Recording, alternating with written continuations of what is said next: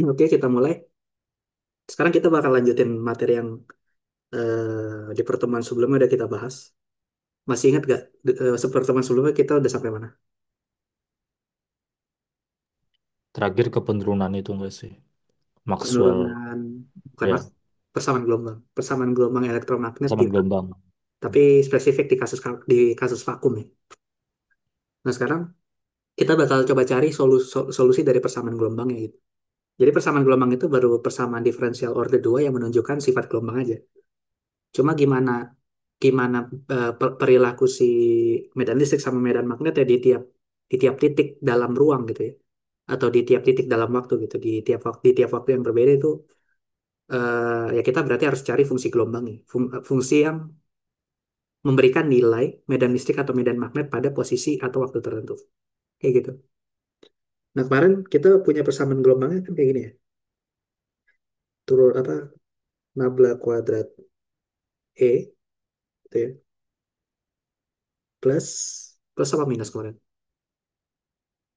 Minus ya. Minus epsilon nol mu nol turunan kedua E terhadap waktu sama dengan nol ini. Sama satu lagi untuk yang medan magnet bentuknya sama persis. Turunan kedua H terhadap waktu. Kayak gini. Sama dengan nol. Kayak gitu ya. Nah, ini baru baru apa? Baru persamaan gelombang.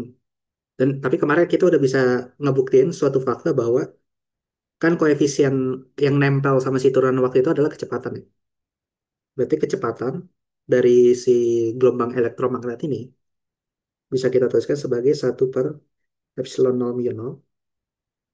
Karena epsilon nol dan mu nol itu adalah konstanta alam yang nilainya udah fix, kalau kita masukin ke dalam sini, nanti kita bakal dapat nilai V-nya ini berupa suatu konstanta juga, yaitu 2,9 sekian kali 10 pangkat 8 meter per second.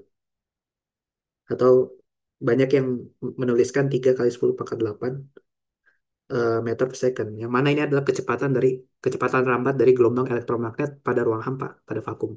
Kalau misalkan dia nggak ada medium apapun, nggak ada sesuatu yang menghalangi si gelombang itu buat merambat gitu ya. Nah, untuk mencari fungsi gelombang dari persamaan gelombang elektromagnetik vakum ini, itu sebenarnya solusinya ada banyak, gitu ya. Ada banyak cara. Jadi kayak apa ya? Bisa dibilang persamaan diferensial itu dia punya tak hingga banyaknya solusi. Oke. Jadi dari satu persamaan diferensial kita bisa punya berbagai macam solusi yang memenuhi persamaan tadi, gitu. Nah, biasanya solusi yang kita pakai itu adalah solusi yang paling umum dalam artian sering kita temui di berbagai macam kasus. Kayak gitu. Nah, kalau misalkan kita punya persamaan diferensial order 2, itu biasanya solusi yang paling umum ditemukan dalam alam itu adalah solusi yang sifatnya harmonik. Tahu nggak maksud harmonik itu apa? Maksudnya harmonik itu adalah dia bisa dituliskan solusinya itu dalam fungsi-fungsi yang merupakan kombinasi dari fungsi sinus dan kosinus. Jadi fungsi harmonik itu adalah fungsi sinus dan fungsi kosinus gitu. Fungsi yang kalau kita gambarkan dia itu bentuknya kayak membuat grafik gelombang. Misalkan Y sebagai fungsi X, maka Y-nya itu perilakunya adalah sinusoidal, membentuk suatu gelombang sinusoidal. Kayak gini. Entah dia entah dia sinusoidal seperti fungsi sinus, sin X gitu, atau sinusoidal seperti fungsi kosinus, cos X. Oke. Nah, ini adalah fungsi-fungsi yang kita sebut namanya harmonik. Jadi fungsi harmonik ini adalah fungsi yang sangat spesial di alam. Karena dia bisa merepresentasikan banyak fenomena fisis yang berkaitan dengan getaran dan juga gelombang. Terus, fungsi harmonik ini dia juga nanti bisa merepresentasikan fungsi-fungsi lain yang bersifat periodik lewat suatu teorema yang kita sebut dengan namanya teorema analisis Fourier gitu ya. Ada deret Fourier, ada transformasi Fourier gitu. Yang mana transformasi deret Fourier itu dia menyatakan bahwa suatu fungsi yang periodik itu bisa kita tuliskan, bisa kita jabarkan gitu ya, bisa kita aproksimasi menggunakan fungsi kombinasi dari fungsi-fungsi harmonik ini, gitu ya. Jadi kombinasi dari sinus dan kosinus berupa suatu deret. Nah, jadi fungsi harmonik ini sangat powerful.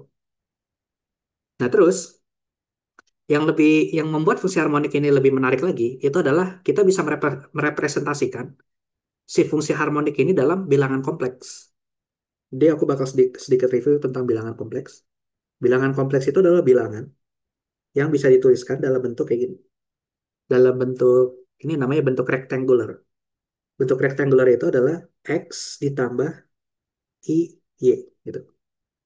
X ini adalah komponen real dari si bilangan kompleks tadi. Komponen real gitu ya. Sementara Y ini adalah komponen imajiner. Komponen imajiner gitu ya. Dan I ini adalah apa? Basis untuk bilangan imajiner, yaitu sama dengan akar dari -1 gitu ya. Itu adalah basis dari bilangan imajiner. Nah, ini sedikit review tentang bilangan kompleks. Jadi semua bilangan itu sebenarnya ketika dia memenuhi bilangan kompleks gitu, dia bakal punya komponen real, bakal punya komponen imajiner. Gitu. Jadi kayak bilangan kompleks itu merupakan subset yang lebih besar atau himpunan yang lebih besar dari bilangan-bilangan yang ada gitu ya. Kalau misalkan kita biasanya di alam itu kenal yang sering kita amati, yang sering kita ukur itu adalah bilangan real. Kayak medan listrik dan medan magnet itu sebenarnya adalah bilangan real karena bisa kita ukur. Jadi sesuatu yang bisa diukur itu adalah bilangan real. Oke. Terus kenapa bilangan imajiner itu ada? Nah, ini menariknya gini. Meskipun medan listrik dan medan magnet itu merupakan besaran real, besaran yang bisa diukur, bisa kita lihat pakai mata gitu, bukan bisa bisa dilihat pakai mata, tapi bisa diukur dalam artian bisa kita rasakan pakai panca indera kita gitu. Entah itu mata, entah itu dirasain sama kulit gitu, kesetrum atau gimana. Itu artinya dia besarannya besaran real. Nah, tapi kita juga bisa merepresentasikan medan listrik dan medan magnet ini sebagai bilangan kompleks. Artinya, dia punya punya suku real, punya komponen real, tapi juga punya komponen imajiner gitu. Nah, komponen imajiner dari suatu besaran yang real ini, itu dia nanti melambangkan ada fenomena apa ya? Fenomena yang kita sebut fenomena komplementari. Komplementer itu apa ya? Bahasa Indonesia. Fenomena lawannya gitu. Contohnya apa? Contohnya nanti kalau di gelombang elektromagnet itu, kalau di teori cahaya klasik, cahaya sebagai gelombang, kita itu kenal sama fenomena yang namanya interferensi cahaya. Oke. Interferensi cahaya itu adalah ketika cahaya, contohnya interferensi celah ganda. Kalau kita punya celah ganda kayak gini. Terus ada cahaya melewati celah ganda ini. Nah, nanti efek yang kelihatan ketika kita punya layar gitu ya. Layar, jadi ini ada celah, cahaya lewatin celah, terus nanti di sebelah sini ada layar gitu. Pas kita lihat di layar, itu yang kita lihat adalah bukan cuma dua titik terang kayak gini. Bukan cuma dua titik terang yang menggambarkan lubang dari si celahnya tadi. Tapi yang kita lihat di layar itu adalah pola interferensi berupa gelap terang gitu. Ya, misalkan ini yang aku arsir biru adalah garis terang, terus yang gak diarsir itu garis gelap. Ini ada garis terang lagi, terus gelap lagi, terus terang lagi, terus terang lagi, terus gelap lagi. Jadi ada apa? Ada garis terang, gelap gitu, yang terbentuk. Ini fenomena interferensi. Interferensi. Dan fenomena interferensi ini yang membedakan antara sifat gelombang sama sifat partikel. Karena kalau partikel lewat celah, katakanlah kayak kita main main bola gitu, kita nendang bola ke suatu lubang, maka bolanya itu ketika lewat lubang ya bakal lurus aja, terus bakal nabrak di satu titik aja gitu.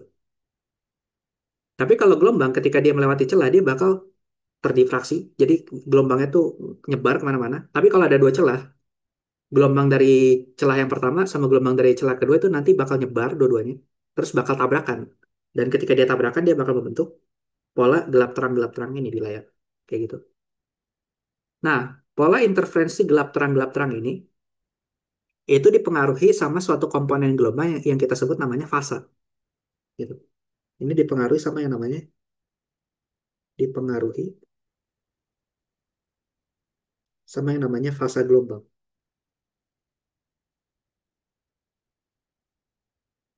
gitu. Dan fasa gelombang itu bisa direpresentasikan oleh komponen imajiner dari si bilangan kompleks kayak gitu. Jadi meskipun medan listrik dan medan magnet itu merupakan besaran real, ketika kita ukur yang kita rasain itu biasanya cuma intensitasnya doang, seberapa seberapa besar gitu si medan listrik tadi. Tapi dia juga sebenarnya punya komponen imajiner yang merepresentasikan fasa dari si gelombangnya itu. Dan fasanya ini nggak bisa diukur. Tapi ketika suatu gelombang berinteraksi dengan gelombang lain, dengan fasa yang kombinasinya berbeda, nanti dia bakal menghasilkan fenomena yang berbeda. Dan contoh di interferensi gelap terang ini, ketika fasanya itu kelipatan bilangan bulat, yaitu fasanya cocok gitu ya, antara gelombang satu sama gelombang dua, dia bakal membentuk pola terang. Tapi ketika fasanya bilangan bulat, berarti 0, 1, 2, 3 gitu ya, dia bakal membentuk pola terang. Nah, ini yang kita sebut dengan namanya interferensi konstruktif. Tapi ketika dia fasanya itu kelipatan bilangan setengah gitu ya. Jadi setengah, 3/2, berbagi 5/2, dan seterusnya gitu. Kelipatan setengah. Nanti dia bakal membentuk pola gelap. Nah, ini yang kita sebut dengan namanya interferensi destruktif. Gitu. Jadi keberadaan gelap terang ini itu merupakan salah satu bukti bahwa si gelombang ini dia punya punya apa ya? Punya komponen lain di dalam dirinya selain selain besar dari medan listrik dan besar dari medan magnet. Yang kita sebut yaitu adalah fasa. Dan fasa ini direpresentasikan nantinya oleh komponen imajiner biasanya dari si gelombang itu sendiri. Kayak gitu. Itu kenapa kita bisa menuliskan fungsi-fungsi harmonik itu juga dalam apa bilangan kompleks, yaitu bilangan yang terdiri dari komponen real dan juga komponen imajiner. Kayak gitu. Nah, cara penulisan bilangan kompleks kayak gini, ini yang kita sebut namanya cara penulisan di koordinat kartesian atau rektangular. Rectangular representation. Sorry. Representation. Kayak gini ya. Nah, selain pakai rectangular representation atau cara penulisan yang real sama imajiner bisa apa di, dijadikan kombinasi linear, maksudnya bisa dituliskan dalam penjumlahan gitu ya. Itu kita bisa juga menuliskan bilangan kompleks pakai representasi yang kita sebut namanya representasi polar. Itu dalam koordinat polar, yaitu Z sama dengan R dikali E pangkat I theta. Di mana R ini kita sebut dengan namanya modulus. Modulus bilangan kompleks. Oke. Nah, modulus bilangan kompleks ini isinya apa? Isinya itu adalah R kuadrat sama dengan X kuadrat ditambah Y kuadrat gitu. Jadi komponen realnya dikuadratin ditambah komponen imajinernya dikuadratin. Kayak gitu ya. Nah, ini adalah modulus dari bilangan kompleks. Nah, orang juga biasanya menuliskan modulus itu pakai apa? Bilangan kompleksnya itu pakai lambang mutlak gitu ya. Jadi kayak gini. Z dimutlakin kuadrat gitu. Jadi Z mutlak itu adalah modulus dari bilangan kompleks Z. Z mutlak kuadrat itu adalah modulus dari si kuadrat bilangan kompleks. Sorry, kuadrat dari modulus bilangan kompleks kebalik. Jangan sampai ketukar. Oke. Nah, terus tetanya ini apa? Tetanya ini yang kita sebut tadi suku fasanya. Teta ini yang kita sebut namanya fasa. Dan teta itu bisa kita cari pakai pakai ini ya, pakai arcus tangen. Sorry, teta itu adalah arcus tangen, arctan dari komponen imajiner dibagi komponen real. Kayak gitu. Makanya komponen imajiner itu penting. Meskipun medan listrik dan magnet itu adalah bilang besaran real, komponen imajiner dari si medan listrik dan medan magnet nanti bakal menentukan si fasa dari gelombang itu kayak gimana. Kayak gitu ya. Ada pertanyaan lu nggak sama sini? Sejauh ini aman. Aman ya? Nah, terus bilangan kompleks itu juga punya yang namanya konjugat. Gitu ya. Konjugat itu adalah lawan dari bilangan kompleks itu sendiri. Jadi kayak apa ya? Kayak two side of the same coin. Jadi kalau bilangan kompleks itu adalah bagian muka dari si koinnya, kompleks conjugate itu adalah atau konjugat dari bilangan kompleks itu adalah bagian ekor dari si koinnya. Jadi dia adalah satu koin tapi punya dua muka gitu. Saling berlawanan sifatnya. Nah, konjugat dari bilangan kompleks gitu ya. Itu lambangnya biasanya Z bintang atau di beberapa buku ada juga nulisnya Z bar gitu sama aja. Bintang ya, bukan dagger. Bintang sama dagger itu beda. Jadi Z bintang sama Z bar ini itu adalah X dikurangin I dikali Y gitu. Nah, tadi kan kalau bilangan kompleks biasa itu adalah X ditambah I dikali Y. Jadi kalau konjugat dari bilangan kompleks itu bagian imajinernya, tandanya kita balik. Ya. Tandanya kita jadiin negatif. Tandanya dibalik. Tapi ingat yang dibalik itu cuma di bagian bilangan imajiner aja. Yang bilangan realnya tetap positif. Jadi kalau misalkan kita punya bilangan kompleks kayak gini misal. Z sama dengan minus 3 plus 4i. Maka konjugat kompleksnya itu adalah minus 3 dikurangin 4i. Kayak gitu. Jadi yang bagian realnya tetap tetap minus. Nggak dijadiin minus lagi, jadi nggak jadi positif. Yang dibalik tandanya itu adalah bagian imajiner aja. Kayak gitu. Nah ini konjugat kompleks kalau dalam representasi rektangular. Kalau dalam representasi polar gimana ya? Berarti tinggal suku fasanya aja kita jadi negatif. Jadi yang nempel sama I tinggal kasih tanda negatif aja. Jadi ini jadi R E pangkat minus I theta. Gitu ya. Nah terus R-nya gimana? R-nya tetap sama dengan X kuadrat ditambah Y kuadrat. Jadi modulusnya nggak berubah rumusnya. Tetap bagian realnya dikuadratin ditambah bagian imajinernya dikuadratin. Gitu. Jadi mau apa? Mau bilangan kompleks atau bilangan konjugat dari kompleks dia bakal punya modulus yang sama. Gitu. Bisa kita tulis kalau secara matematik. Konjugat dari bilangan kompleks itu nilainya bakal sama dengan konjugat dari sorry, modulus dari bilangan kompleks itu nilainya bakal sama dengan modulus dari konjugat kompleks kayak gitu. Jadi kita bisa tuliskan modulus dari bilangan kompleks itu bisa ditulis juga jadi kayak gini, bilangan kompleks dikali dengan sorry, modulus bilangan kompleks kuadrat itu sama dengan bilangan kompleks dikali dengan konjugatnya kayak gitu. Kita buktiin. Kan tadi bilangan kompleks Z itu adalah X ditambah I dikali Y. Sementara bilangan kompleks konjugat itu adalah X dikurangin I dikali Y. Gitu. Berarti kalau kita kaliin, kan jadinya X kali X, X kuadrat. Terus X kali IY jadinya minus IY dikali X. IY dikali X ditambah jadi plus IY dikali X. IY dikali minus IY berarti jadi minus I kuadrat Y kuadrat. Begitu. Yang tengah habis. Ini minus, ini plus dijumlahin jadi habis. Yang bawah jadi X kuadrat dikurangin I kuadrat Y kuadrat. Nah ingat definisi dari I itu tadi apa? I itu tadi kan definisinya adalah akar minus satu. Berarti I kuadrat itu adalah sama dengan minus satu.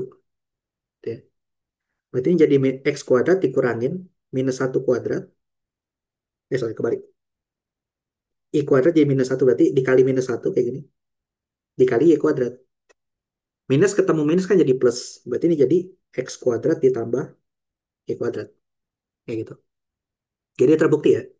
Kalau kita bisa menuliskan modulus dari bilangan kompleks itu sama dengan bilangan kompleks dikalikan dengan konjugatnya. Kayak gitu. Nah ini bakal berguna nanti. Kenapa ini bakal berguna? Sedikit spoiler. Jadi nanti kita bisa menyatakan yang namanya gelombang elektromagnet itu kan adalah cahaya. Sorry, kebalik. Cahaya itu adalah gelombang elektromagnet. bisa kita apa? Bisa kita representasikan dalam perumusan gelombang elektromagnet. Nah, yang bisa kita lihat atau yang bisa kita ukur dari cahaya itu sebenarnya cuma satu, yaitu intensitasnya. Seberapa terang cahaya tadi itu. Nah, intensitas dari cahaya itu sebenarnya nanti bisa dinyatakan sebagai apa? Modulus kuadrat dari amplitudo medan listriknya atau amplitudo medan magnetnya. Gitu. Dia sebanding dengan amplitudo medan listrik kuadrat atau amplitudo medan magnet kuadrat. Gitu ya. Dan karena medan listrik dan medan magnet bisa direpresentasikan dalam bilangan kompleks, kita bisa menuliskan nanti intensitas dari cahaya itu adalah E dikali E konjugat atau bisa juga H dikali H konjugat. Kayak gitu. Jadi tanpa harus kita pecah si medan listrik atau medan magnet itu ke dalam bentuk rektangular kayak gini, kita bisa langsung cari nanti intensitas cahayanya berapa dengan pakai pakai perumusan ini aja.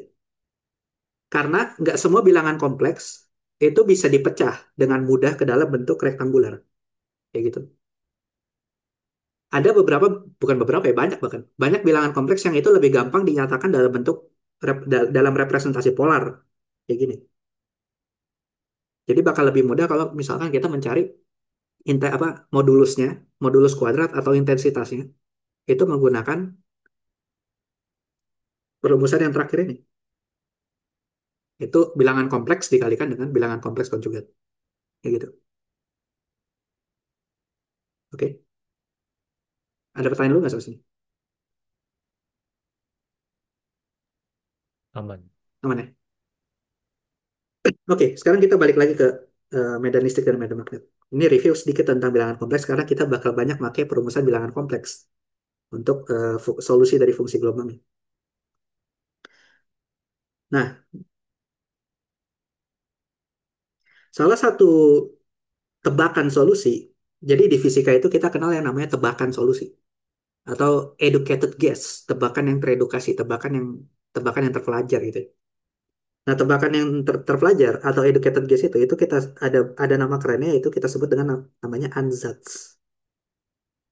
Ansatz ini adalah suatu fungsi atau suatu suatu variabel gitu yang kita tebak itu dia bisa menjadi solusi dari persamaan gelombang gitu. Ciri khas ansatz itu benar apa? Ya kalau kita masukin ke persamaan gelombang dia bakal memberikan hasil yang konsisten. Contoh, misal aku punya persamaan diferensial kayak gini, dy kuadrat dx kuadrat ditambah y sama dengan nol. Nah, ini salah satu ansatsnya, salah satu tebakan solusinya itu adalah berbentuk e pangkat i x misal. Kenapa y pangkat ix? Karena kalau y pangkat ix aku masukin ke dalam sini, dia akan memberikan hasil yang konsisten. Sekarang coba kita turunin. Y sama dengan e pangkat ix, dy per dx. E pangkat ix itu kalau diturunin kan tinggal si koefisien dari x itu turun ke depan, berarti i dikali e pangkat ix kayak gini. Kalau kita turunin sekali lagi jadi turunan kedua, berarti i-nya ke depan lagi, berarti jadi i kuadrat e pangkat ix atau minus e pangkat ix, kayak gitu ya. Nah, kalau aku masukin ke dalam persamaan diferensial ini, kan turunan keduanya itu adalah sama dengan minus e pangkat ix. Berarti minus e pangkat ix ditambah y. Y-nya itu sendiri adalah tadi yang aku tebak di awal bentuknya e pangkat ix. Berarti ditambah e pangkat ix sama dengan nol. Nah, ruas kirinya ini kalau dijumlahin hasilnya jadi berapa? Jadi nol kan? Minus e pangkat ix ditambah e pangkat ix. Habis dia. Berarti nol sama dengan nol. Artinya, ruas kiri dan ruas kanan itu memberikan hasil yang konsisten. Nah, kalau dia memberikan hasil yang konsisten, ruas kiri sama ruas kanan sama, berarti bisa kita bilang bahwa Y sama dengan E pangkat IX.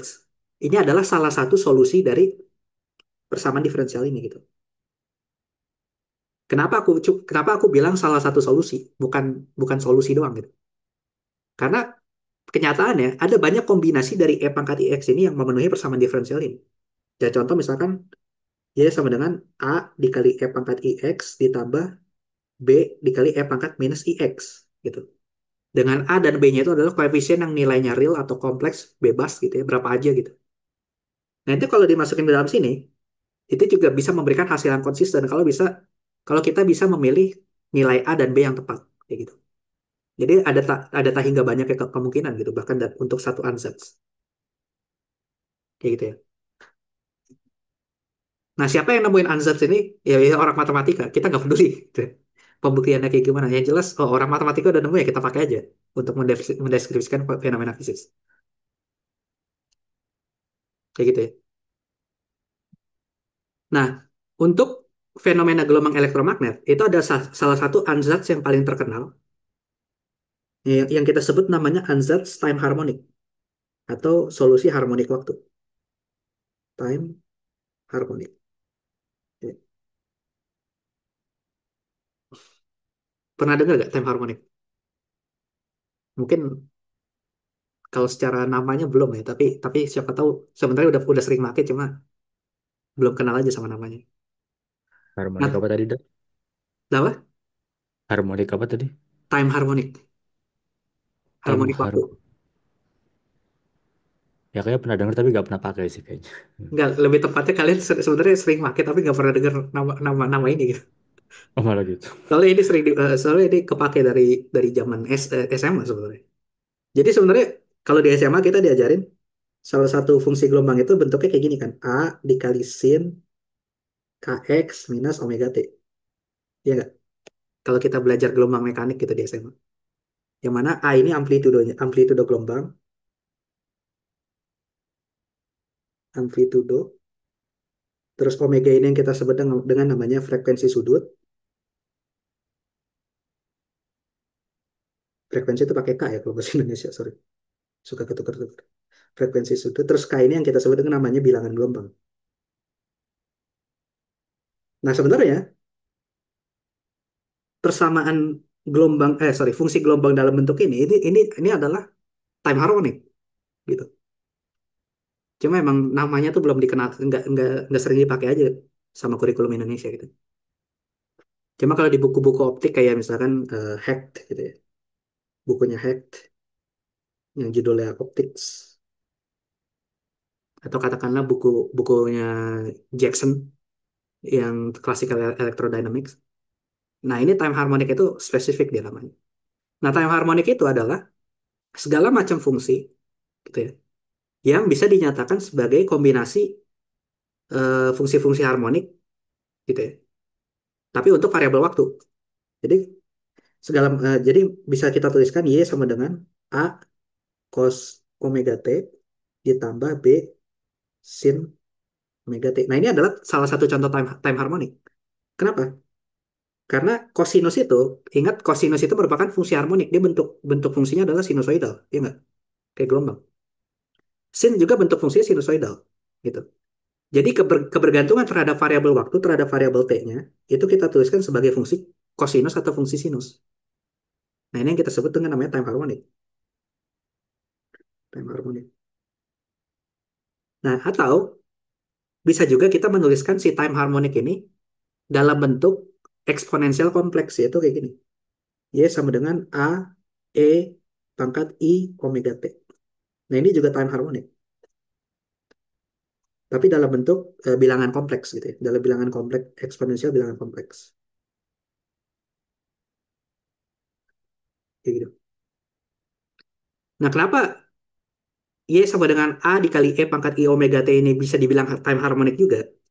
Karena kita punya salah satu teorema yang sangat powerful di bilangan kompleks.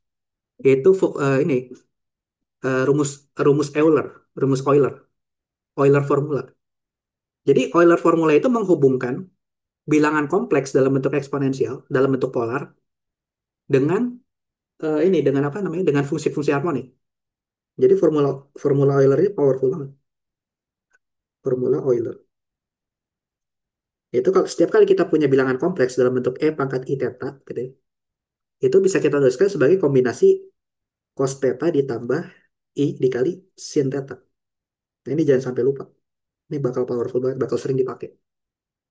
Formula Euler. Artinya, setiap kali kita punya time harmonic dalam bentuk eksponensial kayak gini, E pangkat I omega T, kita bisa pecah dia menjadi kombinasi cos omega T ditambah I sin omega T gitu ya. Kayak gitu. Oke. Nah, ini namanya time harmonic. Nah, jadi ketika kita menggunakan definisi time harmonic ini, kita bisa menuliskan si solusi dari si fungsi gelombang ini untuk variabel waktunya, itu dia bentuknya bergantung sama I omega T, gitu ya, untuk variabel T-nya. Atau si fungsi gelombangnya, ya. Nah, oh ya, aku hampir lupa bahas. Nah, ini kan medan listrik sama si medan waktunya, sorry, medan listrik sama si medan waktu magnetnya, dia merupakan turunan kedua terhadap variabel ruang, ya. Ingat di pertemuan sebelumnya kita udah bahas kalau si operator nabla ini merupakan operator turunan kedua terhadap ruang, yaitu turunan kedua terhadap X, Y, dan Z. Terus medan listrik dan medan magnet itu juga merupakan turunan kedua terhadap waktu. Ada operator D kuadrat per dt kuadratnya. Artinya nanti si medan listrik E dan medan magnet H itu dia bakal merupakan suatu fungsi yang bergantung sama X, Y, Z, variabel ruang, dan juga T. Gitu ya. Jadi kalau kita tulis secara lengkap, si E ini bisa kita tulis sebagai E sebagai fungsi X, Y, Z gitu, dan juga T. Atau kalau disingkat, E sebagai fungsi R vektor T. Yang mana R vektor ini menyatakan vektor posisi. Gitu ya. Jadi si X, Y, Z itu diserap gitu ya, diserap ke dalam si variabel R vektor ini. Kayak gitu. Nah, kalau kita misalkan menggunakan ansatz time harmonic, ansatz time harmonic gitu ya. Nah, ini bisa kita pecah menjadi komponen real dari E sebagai fungsi R dikali, nah sekarang fungsi kebergantungan terhadap waktunya itu secara eksplisit kita tuliskan sebagai E pangkat I omega T. Kayak gitu. Gitu ya. Nah, terus medan magnet juga sama. Medan magnetnya sebagai fungsi R dan T itu bisa kita tuliskan sebagai komponen real dari H sebagai fungsi R dikali E pangkat I omega T. Kayak gitu. Oke. Nah, ini adalah solusi time harmonic namanya. Nah, kenapa di sini ada apa? Ada kurung kotak yang menyatakan bilangan realnya aja. Karena ingat, meskipun kita merumuskan medan listrik dan medan magnet menggunakan apa? Menggunakan fungsi-fungsi kompleks gitu ya. Time harmonic ini kan bilangan kompleks, berarti nanti dia bakal jadi fungsi kompleks. Tapi ingat, di alam bilangan medan listrik dan juga medan magnet gitu ya. Itu merupakan besaran real, bisa kita rasakan dengan panca indera gitu. Cahaya bisa kita lihat pakai mata. Medan listrik itu bisa kita rasakan pakai kulit gitu ya. Kalau misalkan ada elektrostatik kan ntar bulu-bulu kuduknya pada berdiri gitu. Kalau ada medan listrik yang cukup kuat dekat dekat apa dekat tangan kita. Jadi bisa kita rasakan dengan panca indera. Artinya medan elektromagnet itu adalah besaran real gitu. Jadi meskipun kita representasikan atau kita tuliskan mereka dalam fungsi-fungsi kompleks, tetap aja nanti setelah kita operasikan semuanya, setelah kita otak-atik tuh buat ngitung apalah nanti yang bakal kita hitung, itu yang kita ambil cuma komponen realnya aja. Gitu. Kalau yang pengen kita cari adalah medannya. Nah, ini apa sih namanya? Signifikannya,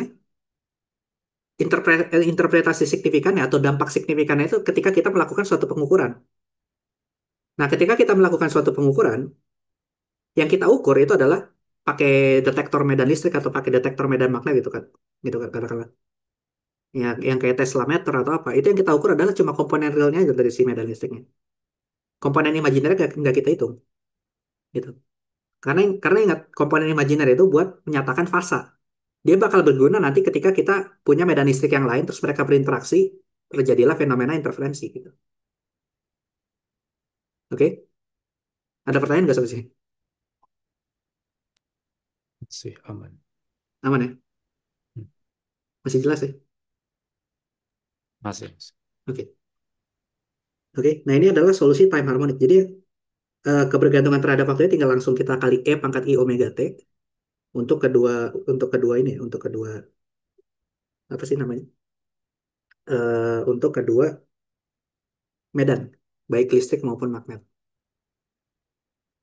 Nah, suku yang ada di dalam sini, ini yang kita sebut dengan namanya bagian kompleksnya, kompleks field atau medan kompleksnya.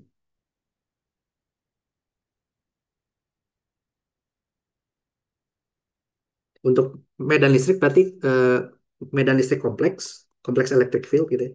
Untuk medan magnet berarti kompleks magnetic field. Nah, yang kita otak-atik itu adalah bagian kompleksnya dulu aja. Jadi bagian realnya itu belakangan aja udah. Sekarang kita perhatikan bagian kompleksnya aja. Nah, untuk ngebedain, aku kasih lambang gini aja. Medan listrik yang real itu di bawahnya tuh ada tildenya, ada kayak alisnya gitu. Gitu ya.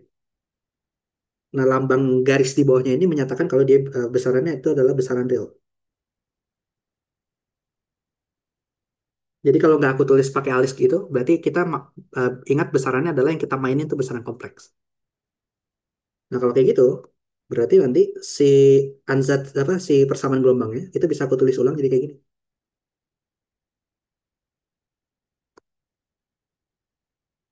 Gitu ya. Bisa aku tulis ulang. Jadi nabla kuadrat E minus epsilon 0 mu 0. Nah, ingat turunan kedua terhadap waktu. Tapi ingat kebergantungan waktunya kan kayak gini. Berarti bisa aku tulis d kuadrat per dt kuadrat dikali E sebagai fungsi posisi dikali E pangkat I omega T, T sama dengan 0. Yang magnetnya juga sama. D kuadrat dt kuadrat HR E pangkat I omega T sama dengan 0. Nah, sekarang kita kerjain nih turunan yang ada di dalam sini. Kalau kita kerjain yang cukup satu aja yang kerjain ya, karena dua-duanya bentuknya sama. Kita kerjain yang medan listrik aja.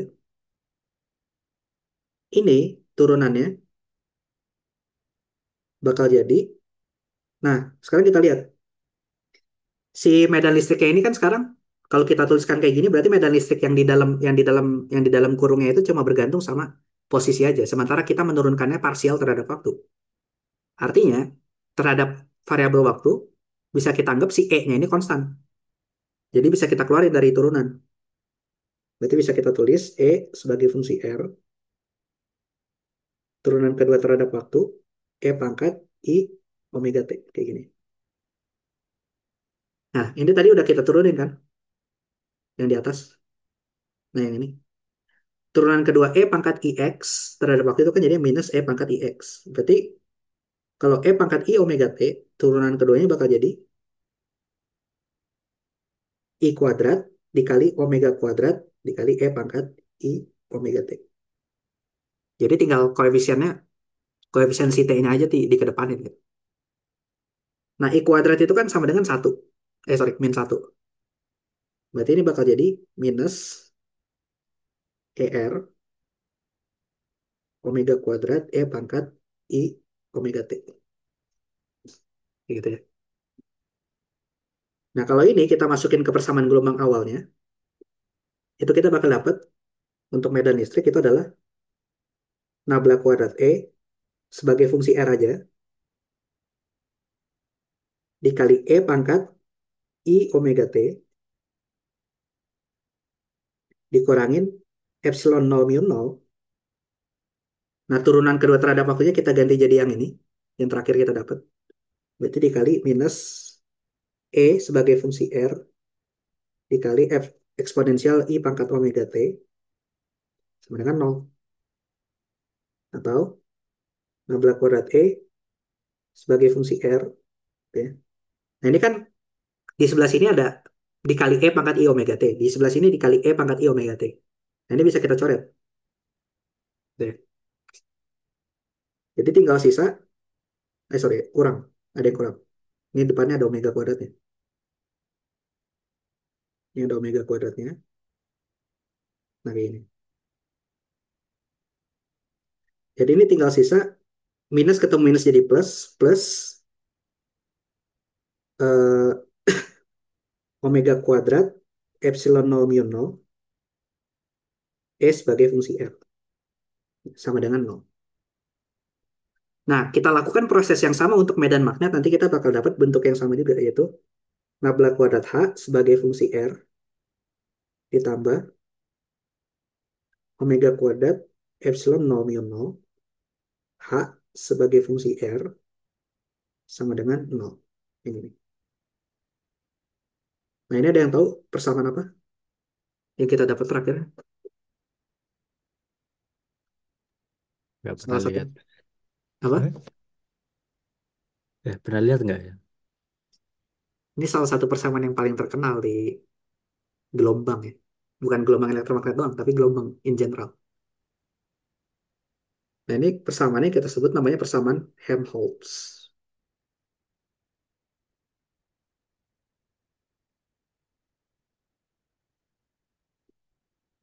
Nah, jadi persamaan Helmholtz itu adalah persamaan gelombang yang dipakai untuk mendeskripsikan fenomena gelombang, tapi dengan ansatz time harmonic. Gitu. Jadi kebergantungan terhadap waktunya itu merupakan fungsi harmonik waktu. Gitu. Oke, apapun gelombangnya, bukan cuma gelombang elektromagnet, tapi gelombang-gelombang mekanik juga, mereka pasti punya bentuk persamaan Helmholtz-nya. Karena solusi time harmonic ini merupakan salah satu solusi yang paling sering dicari. Alasannya kenapa? Alasannya adalah karena ketika kita mengamati suatu fenomena gelombang, gitu, katakanlah laser gitu, cahaya laser. Cahaya yang muncul dari laser itu biasanya yang pengen kita amati adalah cahaya-cahaya yang punya frekuensi tunggal atau yang kita sebut dengan namanya gelombang monokromatik.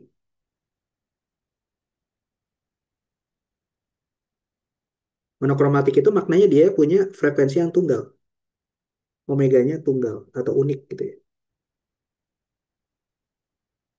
Omega itu nilai cuma satu. Kayak cahaya laser warna merah, ya berarti si laser tadi itu cuma punya frekuensi yang menggambarkan frekuensi cahaya berwarna merah gitu. Atau panjang gelombang cahaya berwarna merah yang kalau kita tuliskan tuh Pak, gelombang warna merah itu panjang gelombangnya sekitar 600 nanometer gitu ya. Jadi fix dia, spesifik 600 nanometer si panjang gelombang dari cahayanya. Nah, itu yang kita sebut dengan namanya cahaya monokromatik. Omeganya cuma satu. Tapi ada juga cahaya-cahaya yang sifatnya non monokromatik. Contohnya apa? Cahaya matahari atau cahaya bohlam lampu putih gitu ya. Nah, cahaya yang warnanya putih kayak cahaya matahari atau bohlam LED gitu ya. Itu adalah cahaya-cahaya yang non monokromatik karena kenapa? Di dalamnya itu ada banyak frekuensi, ada banyak panjang gelombang yang kecampur jadi satu, makanya jadi warna putih. Jadi warna putih itu campuran dari berbagai macam warna. Campuran dari berbagai macam frekuensi. Kayak gitu ya. Jadi campuran dari merah, biru, kuning, dan sebagainya macamnya. Kayak gitu. Punya frekuensi yang berbeda-beda. Nah, itu adalah non-monokromatik namanya. Tapi, cahaya non-monokromatik itu bisa kita dekomposisi menjadi penjumlahan, gitu ya. Jadi cahaya yang non-monokromatik, yang non-monokromatik, itu karena dia merupakan gabungan, sorry, nggak jelas tulisan, gabungan dari berbagai berbagai macam cahaya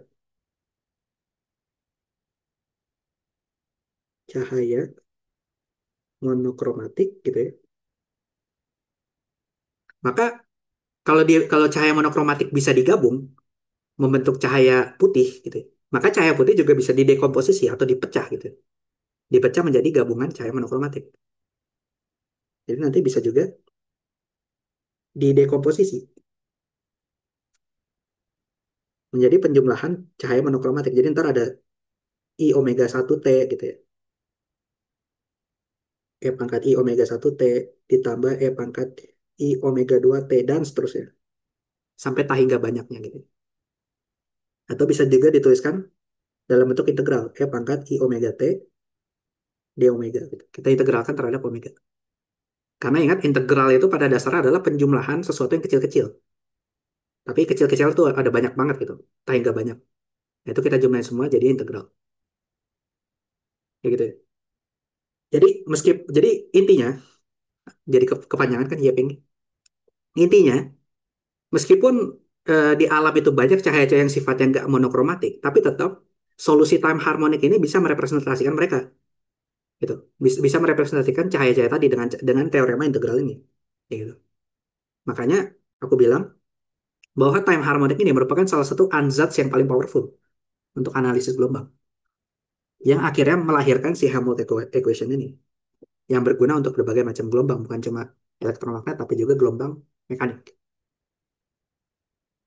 kayak gitu ya. Oke, ada pertanyaan sampai sini? Sejauh ini masih aman sih. Masih aman ya? Now we are going to continue ke plane wave atau gelombang bidang. Nah, tadi kan kita baru bahas kebergantungan si fungsi apa si solusinya itu terhadap variabel waktu ya, yaitu lewat ansatz time harmonic. Nah, kebergantungan terhadap ruang ini sifatnya tuh lebih ribet dibandingkan kebergantungan terhadap waktu gitu. Karena nanti bakal berpengaruh juga ke jenis medium yang dipakai. Nggak semua solusi yang apa bedanya time harmonic itu hampir hampir bisa berlaku di semua jenis medium gitu ya. Meskipun ntar ada koreksi-koreksi tertentu lah kalau di medium medium yang agak apa ya agak agak eksotik gitu ya sifatnya. Tapi kalau untuk solusi ruang ini nanti dari tiap medium tuh udah kita bahasnya beda-beda.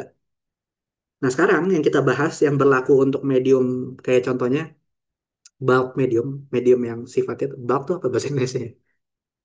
Medium yang gede gitu ya, yang besar banget dan cenderung homogen, kayak vakum atau katakanlah kaca gitu, atau dieletrik sederhana. Itu solusinya, salah satunya yang memenuhi adalah untuk kebergantungan ruang.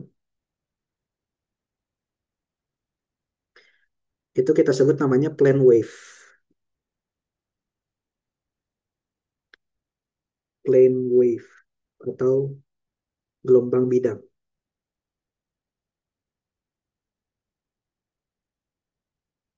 Nah, solusi plane wave itu kayak gimana? Solusi plane wave itu mirip banget sama solusi time harmonic, yaitu dengan cara kebergantungan terhadap ruang yang kita tuliskan sebagai eksponensial dari dari fungsi-fungsi harmonik, tapi sekarang fungsi harmoniknya bergantung sama variabel ruang. Jadi kita tuliskan E pangkat I K gitu ya, minus IK dikali dot dengan R.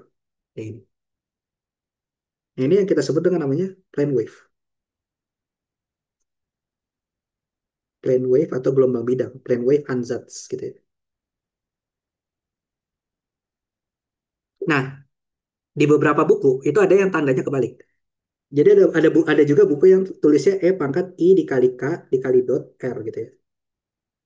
Tapi kalau misalkan kita menuliskan suku plane wave-nya itu pakai tanda positif, bukan negatif, itu eh, yang time harmonika justru yang negatif. Minus I omega T, jadi kayak gitu. Nah, tadi karena kita bikin time harmonika di awal itu bentuknya adalah positif, si eksponensialnya. Jadi plane wave yang kita kasih tanda negatif. Intinya, antara si plane wave dengan time harmonic, itu dia tandanya nggak boleh sama. Ini tandanya, tanda variabelnya itu harus berlawanan. Gitu ya. Jadi kalau time harmoniknya E pangkat I omega T, positif dia, si eksponensialnya. Plane wave negatif. Nah, kalau dia time harmoniknya negatif, maka plane wave yang positif. Gitu. Dan kita bebas pengen pakai yang mana aja ya, asal konsisten. Kalau misalkan kita udah pakai time harmoniknya positif kayak tadi, ya udah berarti plane wave-nya harus negatif terus sampai selesai semua pembahasannya. Kayak gitu. Jangan diganti di tengah jalan. Oke? Nah, sekarang kita bakal pakai yang pertama. Karena kita udah terlanjur mendefinisikan time harmonika pakai positif tadi. Nah, berarti kalau misalkan kita tuliskan kebergantungan terhadap ruang itu adalah berupa menggunakan ansatz plane wave atau gelombang bidang, si medan listriknya itu bisa kita tulis jadi lebih sederhana lagi. sebagai fungsi R dan T-nya itu adalah bagian real dari suatu konstanta gitu ya, yang kita sebut dengan amplitudo gitu ya, dikali E pangkat minus I K dot R dikali E pangkat I omega T. Kayak gini. Nah ingat, kalau kita punya dua, dua bilangan eksponensial yang kita kaliin, kan pangkatnya bisa kita jadikan penjumlahan aja ya. Jadi E pangkat A dikali E pangkat B, itu bisa kita tuliskan E pangkat A plus B. Jadi nanti medan listriknya bisa kita tuliskan sebagai bagian real dari E0 E pangkat minus I K dot R plus I omega T. Kayak gini. Kita juga medan magnetnya. Bagian real dari E0 E pangkat minus I, sorry kok H ya, H0. Terus K dot R tambah I omega T. Kayak gitu. Nah, E0 dan H0 ini apa? E0 dan H0 ini yang kita sebut dengan namanya amplitudo. Dan mereka itu konstanta. Jadi besarnya konstan, nggak bergantung lagi sama posisi. Gitu ya. Nggak bergantung lagi sama variabel X, Y, Z. Jadi E0 dan H0 ini yang kita sebut dengan namanya amplitudo. Amplitudo dan besarnya konstan gitu ya. Tapi ingat, hati-hati, dia itu masih masih masih merupakan besaran vektor. Masih ada panahnya di atasnya.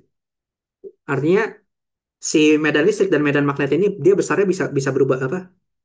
Ada yang ke arah sumbu X, ada yang ke arah sumbu Y, ada yang ke arah sumbu Z. Tapi nilainya konstan semua. Gitu ya. Nggak bergantung lagi sama posisi. Kalau yang kita lihat adalah N0-nya ini. Jadi amplitudenya konstan. Yang berubah itu adalah medan listrik dan medan magnetnya sebagai fungsi ruang dan sebagai fungsi waktu. Gitu ya. Nah, jadi ingat amplitudo itu adalah nilai puncak dari si medan listriknya. Nilai puncaknya udah nggak berubah lagi. Tapi ketika dia merambat, si nilai puncak ini bisa kegeser. Kayak gitu. Tapi ya udah puncaknya segitu-segitu aja. Jadi katakanlah si medan listriknya punya puncak 10 volt per meter. Ketika dia merambat, ya nilainya tuh bisa turun dari 10 volt per meter, katakanlah jadi 5 volt per meter, jadi minus 5 volt per meter. Tapi ya ketika dia naik lagi ke atas, nggak bisa ngelebihin 10 volt per meter gitu. Nah itu yang kita sebut amplitudo. Dia nilai maksimum. Gitu ya. Kebayang nggak bedanya medan listrik sama amplitudo medan listrik? Medan listrik bisa berubah terhadap waktu dan posisi. Amplitudo itu nilai puncak atau nilai paling bawahnya. Jadi puncak positif dan juga puncak negatif. Bisa kalau puncak positifnya plus 10, bahkan puncak negatifnya juga minus 10. Kayak gitu. Ada pertanyaan seperti ini? Masih aman. Nah, oke. Nah, sekarang kita nggak peduli sama sama sini ya. Yang kita lihat sekarang bilangan kompleksnya dulu aja. Jadi kita masukin, kita ambil bilangan komponen realnya paling terakhir aja. Yang kita lihat sekarang bilangan kompleksnya berarti yang ada di dalam kurungnya ini. Nah, kalau yang kita lihat bilangan kompleks aja, terus kita masukin lagi ke dalam persamaan Helmholtz. Kalau plane wave, solusi plane wave, ini kita masukin ke dalam persamaan Helmholtz. Gitu ya. Ini kita bakal dapat, kita kerjain untuk yang medan listrik aja. Karena bentuknya sama persis untuk yang medan magnet. Kalau kita masukin ke sini, yang bagian nabla kuadrat E-nya ini, nabla kuadrat R-nya ini bakal berubah jadi nabla kuadrat. Nah, kebergantungan terhadap R-nya tadi kan udah kita pecah menjadi plane wave ya. Berarti nabla kuadrat dikali suatu suatu amplitudo dikali E pangkat minus I K dot R. Kayak gini. Oke. Nah, aku lupa bilang. Sebenarnya K ini apa? Variabel K yang ada di solusi plane wave ini yang kita sebut dengan namanya wave vector.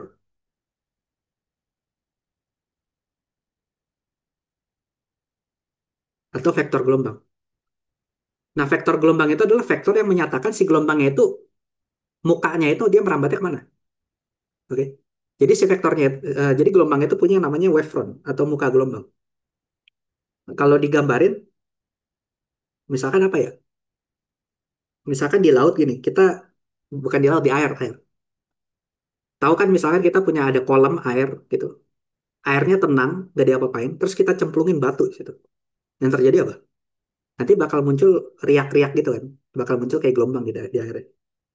Misalkan ini kita punya kolam yang dia tenang awalnya, nggak ada air, nggak ada arus, nggak ada apapun. Terus kita cemplungin batu di sini. Nanti kan tiba-tiba bakal ada bulat-bulat gini kan, bulat-bulat yang merambat, merambat ngejauhin si titik di mana batunya itu dicemplungin. Nah, bulat-bulat yang merambat ini yang kita sebut dengan namanya wavefront atau muka gelombang. Muka gelombang. Gitu ya. Nah, apa si wavefront ini, kalau misalkan dia bentuknya bulat kayak gini, ini yang kita sebut namanya spherical wave, bukan plane wave. Spherical wave. Jadi ketika dia si gelombangnya itu merambat membentuk suatu permukaan, bukan permukaan ya, membentuk apa ya? Kalau kita lihat dari atas itu dia membentuk lingkaran, itu bisa kita bilang bahwa gelombangnya punya wavefront yang berbentuk spherical wave atau berbentuk gelombang bola gitu ya. Nah, kalau plane wave itu adalah si misalkan kita punya ini ya kita punya air di sungai gitu. Ini kita punya sungai panjang. Terus ada gelombang yang ngerambat itu kayak gini, jalan gitu ya. Jadi apa sih kalau misalkan udah apa gelombangnya ini udah merambat cukup jauh di dalam si air itu. Kalau kita lihat itu kan kayak kayak ada bagian air yang melambat gini doang set. Terus nanti ada bagian air yang melambat lagi set gitu. Nah, itu yang kita sebut dengan namanya plane wave atau jadi plane wave itu adalah gelombang yang wavefrontnya atau muka gelombang itu datar bentuknya gitu ya. Kayak contohnya gelombang air laut. Gelombang air laut itu kan kalau datang ke pantai gitu kayak kayak datar gitu aja kan, jalan. Ntar terus ada gelombang ada yang jalan lagi di belakangnya kayak gitu. Nah, itu adalah plane wave. Jadi kalau misalkan si gelombangnya itu pas menjalar ngebentuk permukaan berbentuk lingkaran, itu kita sebutnya dia wavefrontnya spherical wave atau gelombang bola. Kalau dia datar, nah itu adalah plane wave. Nah, si wave vector ini menyatakan apa? Si wave vector ini menyatakan yang namanya plane wave itu kan dia punya arah normal. Arah normal itu adalah arah yang tegak lurus dengan si permukaan ini. Nah, jadi wave vector itu menyatakan arah normal dari si wavefront, gitu ya. Arah yang memotong si garis-garis wavefront ini secara tegak lurus. Nah, itu adalah arah dari si wave vectornya tadi, dari si vektor gelombangnya, gitu. Jadi bisa dibilang wave vector ini adalah vektor yang menyatakan perambatan dari wavefrontnya, dari wavefront, kayak gitu ya. Nah, kalau di gelombang bidang, kita bisa gambarin si wave vectornya itu adalah ya nyebar kemana-mana, gitu ya, ke arah radial, tegak lurus ke segala penjuru, karena kalau kita punya lingkaran, apa arah normal dari lingkaran itu adalah tegak lurus atau radial ke segala penjuru dari si lingkaran tadi, gitu. Nah, kalau di plane wave berarti arah wave vectornya adalah yang ngikutin si permukaan aja. Kalau permukaannya geser ke kiri kayak gini, itu kiri apa kanan? Kanan ya. Maka wave frontnya ya ke kanan doang, kayak gini. Kalau si gelombangnya jalannya ke kiri, kayak gini, berarti wave vectornya ya ke kiri semua, kayak gitu. Gitu ya. Nah, itu adalah wave vector. Jadi vektor yang menggambarkan perambatan dari si wavefront, muka gelombang. Kalau di spherical wave berarti wave vektornya radial, nyebar kemana-mana. Kalau di plane wave, dia wave vektornya itu adalah satu arah doang. Tapi satu arahnya doang, satu arahnya ini bisa bisa tiga dimensi. Jadi kalau yang aku gambarin di sini, ini dia arahnya katakanlah ini sumbu X, ke atas itu sumbu Y, berarti di sini wave vektornya itu adalah cuma punya komponen sumbu X saja. Bisa kita tulis K dikali X topi, kayak gini. K ini adalah besar dari wave vektornya. X topi itu adalah arah sumbu X. Gitu ya. Karena ingat, yang namanya vektor itu bisa kita tuliskan sebagai besar dikali arah. Besar dari wave vektor. Yang juga dikenal sebagai bilangan gelombang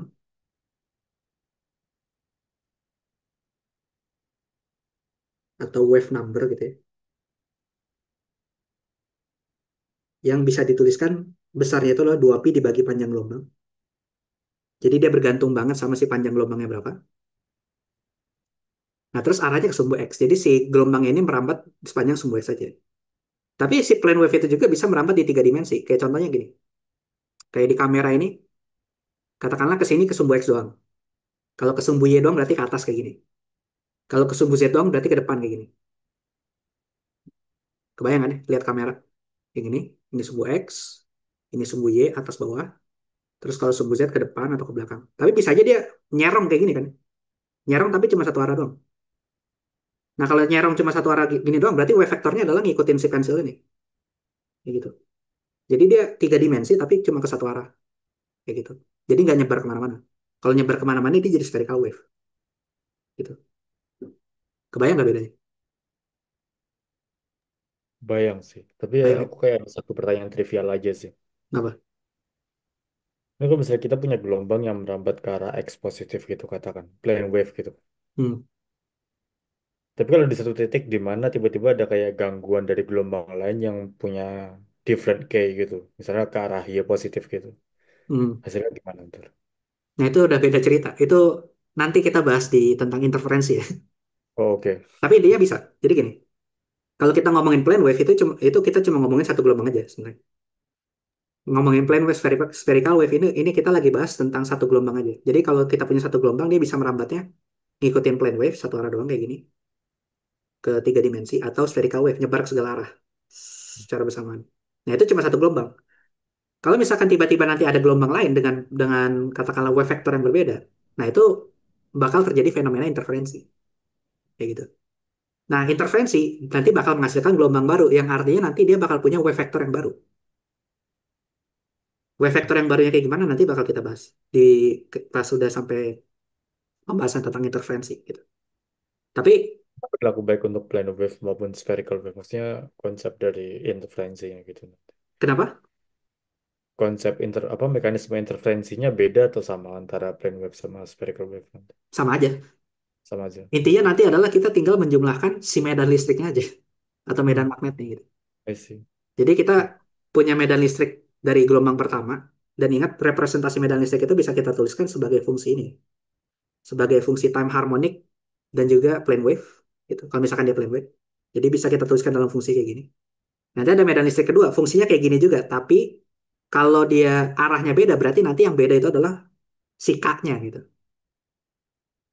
Jadi ntar ada K1, ada K2 gitu. Ada gelombang pertama dengan eh, apa variabel K-nya itu K1, terus ada gelombang kedua misalkan arahnya ke atas kayak gini tapi plane wave juga. Variabel K-nya berarti K2. Terus ketika mereka ketemu berarti ntar kita tinggal menjumlahkan N0 minus I K1 R dot R gitu ya. Plus N0 eksponensial minus I K2 dot R gitu. Jadi nanti sama aja kayak kita cuma menjumlahkan dua bilangan kompleks. Hasil penjumlahan dua bilangan kompleks itu yang kita sebut dengan namanya interferensi. Sorry, hasil penjumlahan dua gelombang itu yang kita sebut namanya interferensi. Kayak gitu ya. Jadi nanti, tapi ada menariknya dari interferensi ini. Nanti bakal ada suku silang. Suku silang jadi ketika dua gelombang itu tergabung jadi satu, melewati fenomena interferensi, hasil dari gelombang yang baru itu bukan cuma bukan cuma satu gelombang ke kanan, bukan satu gelombang ke atas, tapi ada gelombang gabungannya yang dia bisa aja arahnya ke nyerong, arahnya ke bawah, atau misalkan arahnya malah nyebar ke segala arah gitu. Nah, itu yang kita sebut dengan namanya suku interferensi. Gitu ya. Nanti bakal kita bahas. Tapi intinya adalah, ya tadi, ketika gelombang itu punya arah perambatan berbeda, jadi sebenarnya cuma wave vektornya aja yang berbeda. K-nya aja yang berbeda. Bisa kita tuliskan K1, K2, K3, dan seterusnya. Dan ketika mereka berinteraksi, tinggal kita jumlahin aja fungsi gelombang. Kebayang? Kebayang. Dan si interferensi ini bukan berarti yang bisa kita jumlahin itu adalah plane wave dengan plane wave doang. Bisa aja kita jumlahin plane wave dengan spherical wave. Kalau spherical wave, dia suku eksponensialnya, dia bentuknya kayak gini. I pangkat minus I dikali K dikali R. Nah, ini adalah suku eksponensial untuk bagian ruang dari spherical wave. Bedanya sama plane wave itu apa? Ingat, di plane wave ini adalah K dikali dot dengan R. Dia vektor sama vektor dikali dot. Sementara kalau di spherical wave ini adalah besar dari si K-nya, besar dari si wave vector atau besar dari wave vector kan tadi cuma bilangan gelombang ya. Dikalikan dengan R, yang mana R ini adalah modulus dari posisi. Jadi bu, jadi bukan jadi bukan posisi lagi tapi modulus dari posisi. Nah, kalau nggak kebayang, kalau misalkan aku pecah, ingat dalam representasi koordinat kartesian tiga dimensi, si K itu bisa aku tuliskan sebagai Kx untuk arah X tambah Ky untuk arah Y tambah Kz untuk arah Z gitu. Ini untuk gelombang apapun ya. Terus R itu vektor posisi bisa aku tuliskan sebagai X untuk arah X ditambah Y untuk arah Y ditambah Z untuk arah Z. Ya gitu. Nah, untuk plane wave ketika aku kali K dot R, maka sama aja aku melakukan perkalian dot antara si vektor K dengan vektor R. Hasilnya itu adalah Kx dikali X ditambah Ky dikali Y ditambah Kz dikali Z. Nah, ini untuk plane wave. Kalau untuk spherical wave itu kan K dikali R. Dia bilangan skalar dikali bilangan skalar, yang mana K itu adalah modulus dari wave vector atau sama dengan bilangan gelombangnya. Kalau aku punya wave vector bentuknya direpresentasikan dalam koordinat kartesian kayak gini, maka besar dari K itu adalah sama aja kayak Kx kuadrat ditambah Ky kuadrat ditambah Kz kuadrat di akar, yang sama dengan 2pi dibagi lambda tadi. Nah, ini adalah modulus dari wave vector atau si bilangan gelombang tadi. Sementara R doang gitu ya, R doang itu adalah modulus dari posisi, berarti X kuadrat ditambah Y kuadrat ditambah Z kuadrat di akar. Kayak gitu. Jadi K dikali R itu adalah ini 2pi per lambda dikali X kuadrat tambah Y kuadrat ditambah Z kuadrat. Kayak gitu. Beda kan bentuknya, fungsinya. Yang atas plane wave sama yang ini, spherical wave. Gitu ya. Jadi nanti ketika kita masukin untuk tiap posisi X, Y, dan Z, dia bakal memberikan bentuk permukaan yang berbeda. Gitu ya. Wavefront yang berbeda. Nah, tapi dalam representasi medan listrik dan medan magnet, dia dua-duanya kan merupakan eksponensial. Jadi bisa aja kita jumlahin plane wave, misalkan E pangkat I K1 dot R, gitu ya, ditambah sama, sorry ini bukan E besar, eksponensial, ditambah sama E pangkat minus I K2 R, kayak gitu. Nah, ini bisa aja kita jumlahin. Tapi hati-hati, yang sebelah kiri itu plane wave, dikali dot, yang sebelah kanan itu spherical wave. Skalar sama skalar, si suku eksponensial. Kayak gitu. Sampai sini oke? Oke. Oke. Nah, balik lagi ke pembahasan tentang si solusi plane wave ini. Kalau kita masukin balik ke persamaan Helmholtz, ini nanti kita bakal dapat suatu persamaan yang kita sebut dispersion relation atau hubungan dispersi.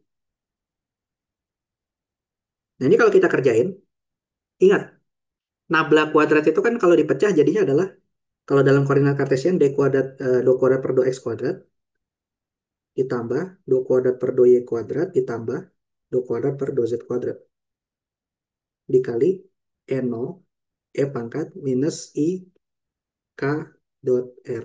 Kayak gini. Oke.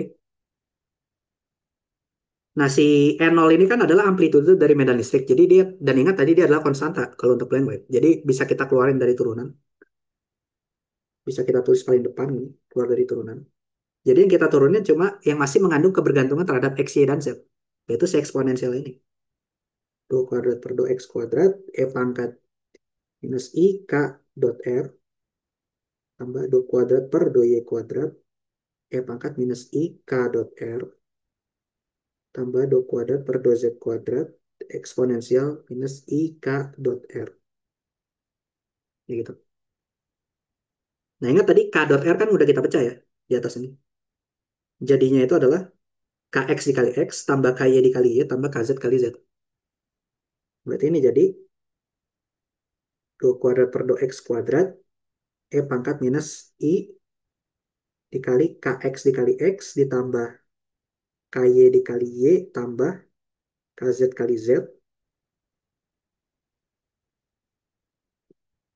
Terus terhadap Y turunannya sama,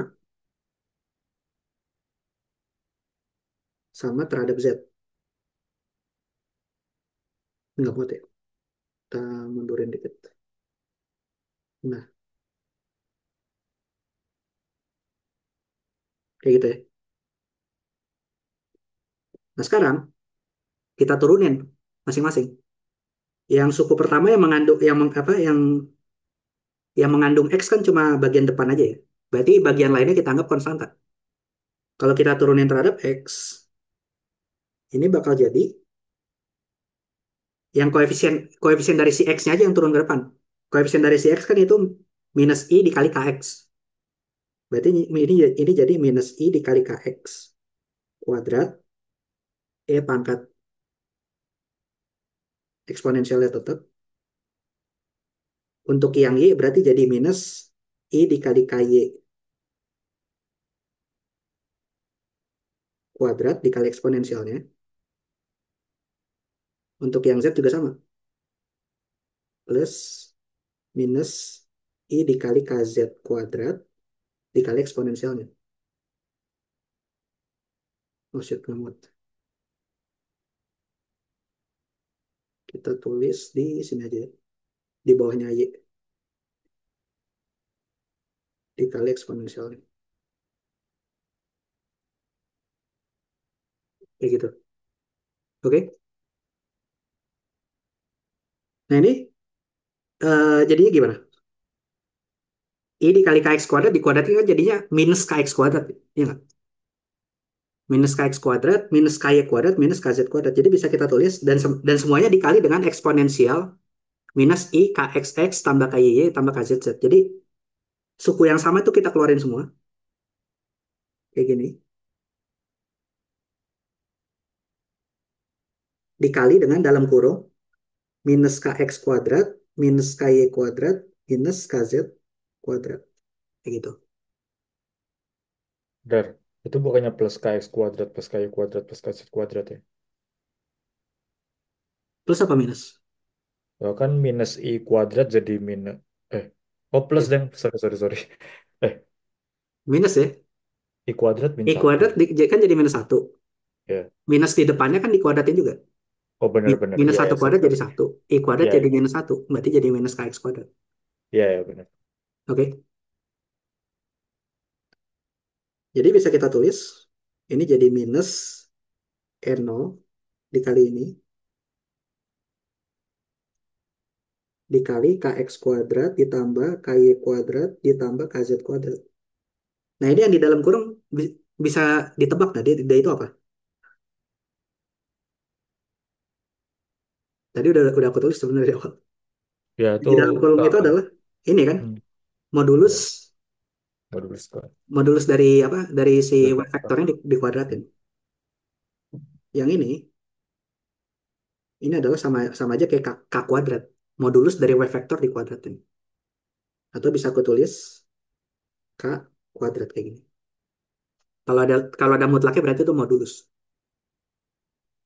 Jadi sama aja kayak nabla kuadrat dari E itu nanti bakal memberikan K kuadrat gitu ya, dikali E kayak gini. Yang mana E-nya itu sendiri adalah ini kan tadi. Sorry ada minus ya. Lupa ketinggalan. Ingat E0 dikali eksponensial eksponensial bla bla bla ini adalah nggak lain dan nggak bukan kan adalah E sebagai fungsi R. Si plane wave-nya, suku plane wave-nya. Jadi kalau kita gabung, karena si yang di dalam kurung ini adalah K kuadrat, terus yang panjang ini adalah si apa medan listrik sebagai suku plane wave. Jadi nabla kuadrat dari E itu adalah sama aja kayak minus K kuadrat dikali E itu sendiri. Kayak gitu. Oke? Aman sampai sini? Aman. Aman ya? Ya udah, kalau kita gabung semuanya, kan kita punya persamaan Helmholtz tadi gini kan ya. Ditambah omega kuadrat epsilon 0 mu 0 E sama dengan 0. Nah, nabla kuadratnya kan jadi ini. Berarti kalau kita masukin, kita dapat minus K kuadrat E ditambah omega kuadrat mu 0 epsilon 0 E sama dengan 0. Atau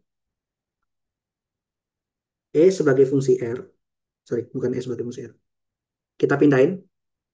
Jadi K kuadrat E sebagai fungsi R itu sama dengan omega kuadrat mu 0 epsilon 0 E sebagai fungsi R. Nah ini kan di ruas kiri ada E sebagai fungsi R, di ruas kanan ada E sebagai fungsi R kan. Sama aja mereka. Berarti bisa kita coret. Berarti nanti kita dapat K kuadrat sama dengan omega kuadrat mu 0 epsilon 0. Nah ini yang kita sebut dengan namanya dispersion relation atau hubungan dispersi.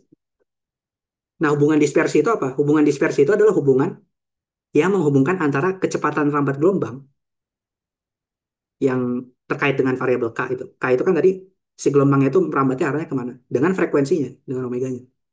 Atau secara kasar menghubungkan antara si panjang gelombang dengan frekuensinya gitu.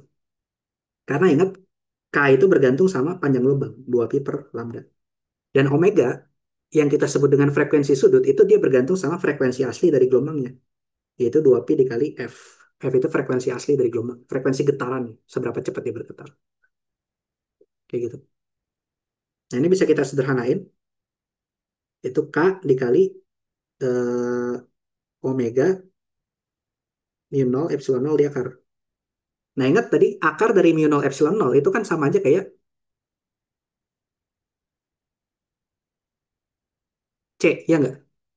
Karena tadi kita udah definisiin di awal bahwa kecepatan rambat gelombang itu adalah 1/mu 0 epsilon 0 yang nilainya sama dengan konstanta C, 3 kali 10 pangkat 8 meter second. Gitu.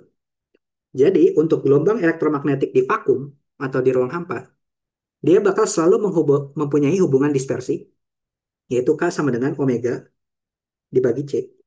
Kayak gitu.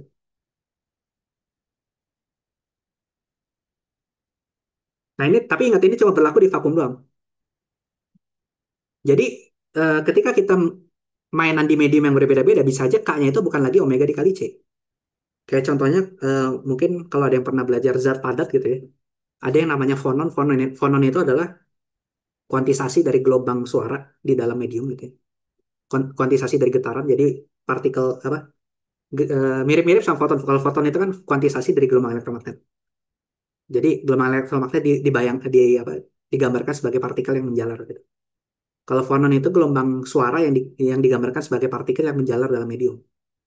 Nah, fonon itu dia juga punya hubungan dispersi antara K sama omega. Tapi hubungan dispersinya bisa bisa jadi bentuknya itu adalah kayak gini. Misal sin omega dikali suatu konstanta gitu ya. Terus dibagi konstanta lagi terus diakar gitu. Bisa jadi hubungannya kayak gini gitu. Jadi nggak selalu hubungan antara K dan omega itu bentuknya merupakan kayak gini. Merupakan fungsi linear. Yang kalau kita gambarkan,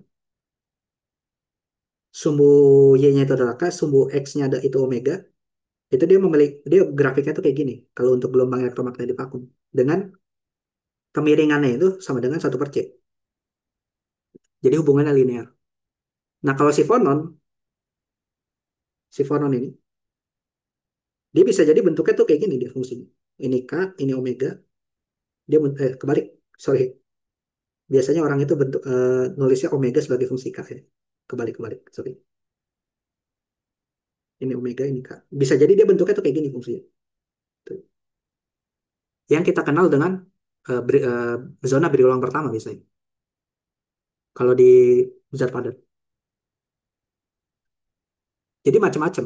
Hubungan dispersi itu spesifik banget menggambarkan gimana sih si gelombang itu merambat dalam suatu medium. Entah itu gelombang elektromagnet, entah itu gelombang suara, gelombang mekanik dalam wujud konon. Dan medium yang berbeda nanti akan memberikan hubungan yang berbeda antara K dan juga omega. Kayak gitu. Jadi sifat perambatan itu bakal berubah-berubah. Oke? Dan hubungan dispersi ini juga nanti yang bakal memberikan definisi suatu kuantitas optik yang kita kenal dengan namanya indeks bias. Jadi indeks bias dari suatu material itu sebenarnya menunjukkan hubungan dispersinya itu kayak gimana. Gitu ya. Ada suatu medium yang dia hubungan dispersinya itu kayak gini, ribet. Jadi K omega, tapi dia bukan fungsi lurus, tapi fungsinya kayak gini. Set gitu. Jadi nanti indeks biasa itu bakal berubah-berubah untuk frekuensi yang berbeda. Ketika kita mengamati cahaya dalam frekuensi yang berbeda atau panjang gelombang berbeda, indeks biasa itu nggak konstan gitu ya, bakal berubah.